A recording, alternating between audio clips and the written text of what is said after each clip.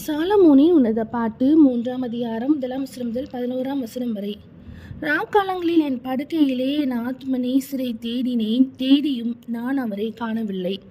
நான் எழுந்து நகரத்தின் வீதிகளிலும் தெருக்களிலும் திரிந்து என் ஆத்ம நேசரை தேடுவேன் என்றேன். தேடியும் நான் அவரை காணவில்லை. நகரத்திலே திரிகிற காவலாளர் என்னை கண்டார்கள். என் ஆத்ம நேசரை கண்டீர்களா என்று அவர்களை கேட்டேன். நான் அவர்களை விட்டு கொஞ்ச தூரம் கடந்து போன உடனே என் ஆத்ம நேசரை கண்டேன். அவரை நான் என் தாயின் வீட்டிலும் என்னை பெற்றவளின் அறையிலும் கொண்டு வந்து விடுமட்டும் விடாமல் பற்றி கொண்டேன்.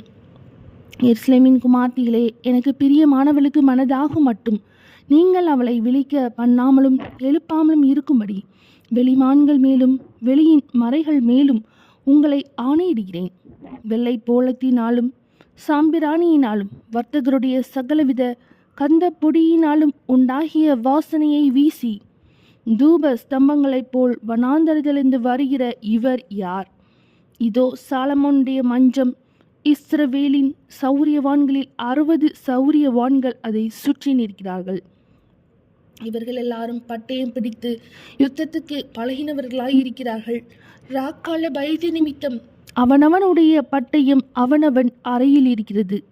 சாலமோன் ராஜா தனக்கு லீபனோனின் மரத்தினால் ஒரு ரதத்தை பண்ணுவித்தார்.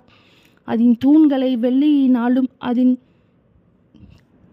தட்டை பொன்னினாலும் பண்ணி அதன் ஆசனத்தை இரத்தாம்பரத்தினாலும் பண்ணுவித்தார்.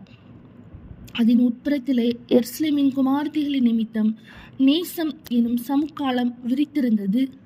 சீயோன் குமார்த்திகளே, நீங்கள் புறப்பட்டு போய் ராஜாவாகிய சாலமோனின் கல்யாண நாளிலும் மனமகிழ்ச்சியின் நாளிலும் அவருடைய தாயார் அவருக்கு சூட்டின முடியோடு இருக்கிற அவரை பாருங்கள்.